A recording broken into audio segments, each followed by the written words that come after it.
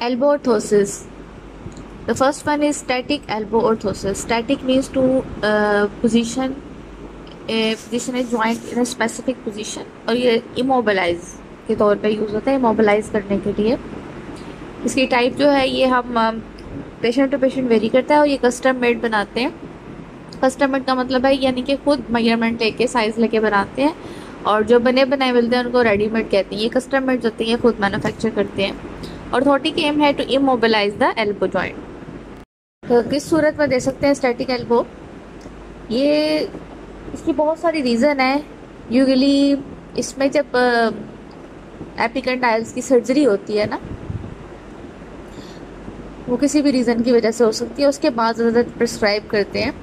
तो वो lateral side से भी हो सकती है, मीडियल एपिकंडाइलेक्टमी भी हो सकती है। एपिकंडाइलेक्टमी क्या है? इट रिमूव्स द एपिकंडाइल, जो कि बोनी बम्प होता है एल्बो पे, on the inner side of the elbow to alleviate compression of the ulnar nerve, क्योंकि वहाँ से अल्नर नर्व पास करती है। और अगर अल्नर नर्व डैमेज हो रही है या अल्नर नर्व पे बहुत ज़्यादा सेंसेशन, ऐसी पेनफुल सेंसेशन आ रही है, तो फिर एपिकंडाइलेक्टमी करते हैं ताकि अल्नर नर्व कंप्रेस ना हो।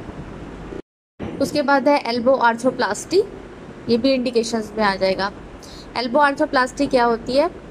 ये एल्बो रिप्लेसमेंट होती है। इसमें जो बोन एंड होते हैं एल्बो के, उसको रिमूव कर दिया जाता है और फिर उसको रिप्लेस भी किया जाता है आर्टिफिशियल जॉइंट्स, क्योंकि आर्थ्रोप्लास्टी है, ठीक है। अब जो आर्टिफिशियल जॉइंट है वो किसी भी मटेरियल का बना सकते हैं, हार्ड प्लास्टिक का या मेटल का, ठीक है, जो उसकी बॉडी को सूट करेगा। ये एंडोप्रोस्थेसिस होगी। फिर एक और इंडिकेशन है radial nerve repair. Radial nerve जहाँ से पास कर रही है, अगर उसमें कोई सर्जरी के बाद जो है ज़रूरत पड़ सकती है स्टैटिक इमोबिलाइज करने की। फिर क्यूबिटल टनल रिलीज़ कर सकते हैं। क्यूबिटल टनल क्या होती है? नाम से पता लग रहा है, एक टनल टाइप जो है वो टनल होती है जिसमें से नर्व पास करती है ना, तो क्यूबिटल टनल उसको रिलीज़ किया जाएगा। ऑल्सो कोल्ड, इसको अल्नर नर्व इंट्रैपमेंट भी कहते हैं। It is a condition caused by the compression of the ulnar nerve in an area of the elbow called the cubital tunnel. फिर उसके बाद anterior transposition of the ulnar nerve, यानी कि ulnar nerve की position को change कर दिया जाए। जहाँ पर उस पर ज़्यादा कंप्रेस पड़ा तो अल्नर नर्व को ही उसकी पोजीशन चेंज कर दी जाए ताकि उस पर प्रेशर ना पड़े। और एल्बो फ्लेक्शन कंट्रैक्चर अगर हो जाता है तो उसको फिर रिलीज़ करेंगे सीरियली मतलब होता है कि कास्ट करेंगे, पहले थोड़ी डिग्री पर सेट करेंगे, फिर कास्ट कर देंगे, फिर उसके बाद और रिलीज़ करेंगे कंट्रैक्चर को, फिर कास्ट कर देंगे। तो सीरियली मतलब सीरियल वाइज टाइम के साथ साथ जो है वो फॉलोअप इसका करेंगे ताकि कंट्रैक्चर को रिलीज़ किया जाए। ट्रेनिंग टाइम क्या होगा स्टैटिक एल्बो ऑर्थोसिस का? इसको हम बिटवीन एक्सरसाइज और नाइट के टाइम दे सकते हैं 6 वीक्स के लिए। कंट्रैक्चर अगर है तो फिर वो वेरी करते हैं, सीरियली करेंगे ना। उसके बाद जनरली फिटेड डोर्सली या volarly for the flexion contracture. Position depend on the condition by offer 90 degree flexion post operatively. अच्छा, अब हमने ध्यान क्या रखना है कि ऑर्थोसिस फिटिंग के दौरान या फॉलोअप के दौरान के एक्जिला और जो एपिकंडाइल्स हैं मीडियल लेटरल, उन पर प्रेशर ना आए, और ऑलिकरेनॉन जो है उस पर प्रेशर ना आए। एक्जिला, मीडियल लेटरल एपिकंडाइल्स और ऑलिकरेनॉन पे प्रेशर ना आए। हमें फिटिंग ऐसी करनी है या ट्रेनिंग ऐसी करवानी है। Dynamic elbow orthosis types: custom made orthotic aim to stabilize the elbow joints and to provide the pain free elbow movements. When to indicate: when there is mediolateral instability, when there is a chances of extension contracture of the elbow, and when there is elbow flexor paralysis. Time हमें वही require होगा जितना हमें ज़रूरी होगा, जितना हमें require होगा उस टाइम की फ्लेक्शन कंट्रैक्चर अगर बना हुआ है या एक्सटेंशन कंट्रैक्चर बना हुआ है तो उसको कितने डिग्री पे सेट करेंगे। और सीरियली करना होगा तो सीरियली कास्ट करके भी हम ऑर्थोसिस दे सकते हैं। हम इसको डोर्सल साइड पे लगाएंगे, और अगर फ्लेक्शन कंट्रैक्चर है तो वॉलरली साइड पे लगाएंगे, वॉलर साइड पे लगाएंगे एल्बो की। फिर जो एल्बो जॉइंट, जो आर्टिफिशियल जॉइंट होगा ना, एल्बो जॉइंट्स की टाइप्स हम आगे डिस्कस करते हैं। एल्बो जॉइंट जो होगा उसको हमने एल्बो के जो उसका ओरिजिनल एल्बो जॉइंट है उसके एक्सिस के अकॉर्डिंग प्लेस करना है। और लेट थ्रू द पास कहाँ से करना है? लिटरल एपिकंडाइल से पास करेंगे, और anterior and distal to the medial epicondyle, फिर ऊपर एंटीरियर से लेके डिस्टल तक मीडियल एपिकंडाइल लेके जाएंगे। लिटरल एपिकंडाइल से मीडियल एपिकंडाइल तक लेकर जाएंगे। जी अब एल्बो जॉइंट्स, सबसे पहले जो टाइप है वो फ्री जॉइंट की, यानी कि इसमें हमने अनरेस्ट्रिक्टेड मूवमेंट्स प्रोवाइड करनी है एल्बो को ताकि मीडियोलेटरल स्टेबिलिटी रहे। एक होता है रैचेट जॉइंट। रैचेट जॉइंट क्या होता है, इसको हम वेरियस डिग्रीज पे लॉक कर सकते हैं फ्लेक्शन की, और full flexion joint is unlocked, full extension री इंगेजिंग द लॉकिंग डिवाइस उसको कर लेंगे अगर चाहिए होगी, जितनी भी फुल एक्सटेंशन चाहिए होगी तो फुल एक्सटेंशन पे लॉक कर देंगे और इससे भी मीडियोलेटरल स्टेबिलिटी प्रोवाइड होगी। फिर उसके बाद है लॉकिंग जॉइंट, इसको भी हम वेरियस डिग्रीज पर लॉक कर सकते हैं फ्लेक्शन की। One pull of cord lock joint, next pull free the joint, इनके बटन हो सकता है इसमें, इनके दबाएंगे तो वो फ्री हो जाएगा और उसके बाद उसको यानी कि मूवमेंट से लॉक हो जाएगा। May be operated with body power, इसमें बॉडी की पावर अच्छी होनी चाहिए अपर लिम की, और ये भी मीडियोलेटरल स्टेबिलिटी प्रोवाइड करेगा।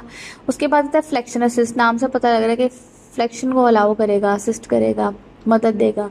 Lock joint with spring assist to aid forearm flexion, इसका कोई ना कोई स्प्रिंग ऐड होगा जो इसकी फ्लेक्शन को सपोर्ट करेगा। Dial lock may be locked in various degrees of flexion around the dial used to release the contracture.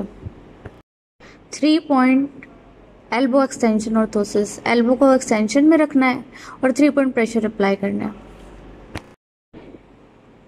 Static होगा, कस्टम मेड होगा। ऑर्थोटिक एम है to maintain the elbow in extension position to prevent contracture and correct existing contracture, provide minimum contact to wound. Indicate करते हैं जब कोई wound हो या grafting around the elbow joint, anterior elbow joint, wounds around the anterior elbow joint, तब देते हैं। Wearing time है, हम बिटवीन एक्सरसाइज भी दे सकते हैं, रात को भी हम प्रिस्क्राइब कर सकते हैं ताकि सोते हुए मसल रिलैक्स होते हैं तो एक्सटेंशन पोजीशन में इजीली रहे। और इन conjunction with graft use constantly in the beginning, और जब जो है सर्जरी हुई है उसके फ़ौरन बाद ज़रूर देते हैं। इसको फिट करेंगे, फोर आर्म्स पे कफ्स लगाएंगे ताकि इजीली फिटिंग जितनी भी टाइट करना हो वो ईजी हो जाए। बार्स जो लगी होंगी साइड पे contour to shape of the arm, elbow pad is over the olecranon process, elbow pad लगा देंगे ताकि वो अल्नर नर्व डैमेज ना हो। Avoid pressure on the olecranon. Anterior elbow orthosis, ये एंटीरियर साइड पे लगी एल्बो की, ये स्टैटिक है, मोबिलाइज करने के लिए देते हैं और ये कस्टम मेड होती है, खुद बनाते हैं। और orthotic aim maintain the elbow in extension position by serial casting, यानी कि कास्टिंग के जरिए सीरियल स्प्लिंटिंग करके पहले 3 डिग्री पे सेट किया फिर इतने। उसके बाद reduce existing flexion contracture, applies pressure to the developing, कोई स्कार बन रहा है जिसके स्कार कंट्रैक्चर की वजह ये होती है ज़्यादातर कि स्कार बनना शुरू हो जाता है, तो हमने apply pressure to developing scar ताकि वो स्कार ना बने, और इमोबिलाइज करेंगे न्यू ग्राफ्टेड स्किन को। ये दे सकते हैं बर्न्स की कंडीशन में जब उसको एक्सटेंशन में रखना हो, या कोई ग्राफ्टिंग हुई हो अराउंड द एल्बो जॉइंट और wound around the elbow joint, और जितना हमें टाइम रिक्वायर होगा कंट्रैक्चर के लिहाज से वो हम उस टाइम पे उतना टाइम जो है वो कहेंगे कि प्रिस्क्राइब करेंगे कि ये ऑर्थोसिस आपने इस टाइम पहननी है, रात को पहननी है। एंटीरियर साइड से कवर करते हुए फिर एल्बो पे पैड लगाएंगे ओलिक्रोनॉन को प्रोटेक्ट करने के लिए। Static elbow orthosis, canvas with side steels. Type static, commercial, ये बनी बनाई मिलेगी क्योंकि इसमें नाम शामिल है ना कैनवस विद साइड, तो कैनवस की जो बनी बनाई मिलेगी। ऑर्थोटिक एम है to maintain the elbow in extension position और टू प्रोवाइड मीडियोलेटरल स्टेबिलिटी। कोई भी ऐसी कंडीशन जिसमें हमने एल्बो को एक्सटेंशन में रखना है तो हम उसमें प्रेस्क्राइब कर सकते हैं ये, और कंडीशन के मुताबिक हम उसको टाइम देंगे कि इतने घंटे पहननी है।